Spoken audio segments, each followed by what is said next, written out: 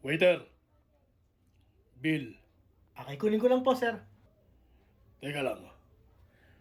Tama ba yung narinig ko? Tinawag mo akong sir? Bastos ka! Tingnan mo nga ako maigi. Tingnan mo ako. Mukha ba akong sir sa ganda kong to? Kailangan ko makausap ang manager mo. Diyan ka lang. Manager, Yes, may problema po ba? etong waiter nyo. Tinawag akong sir. Mukha ba akong lalaki?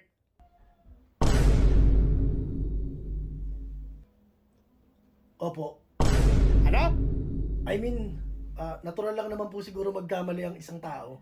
Lalo po pag di kayo kilala ng personal. Di ba po? So kinakampihan mo tong waiter mo? Ay, hindi naman po sa ganun. Pero alam nyo po, pwede naman po talaga kayo magdamit pang babae.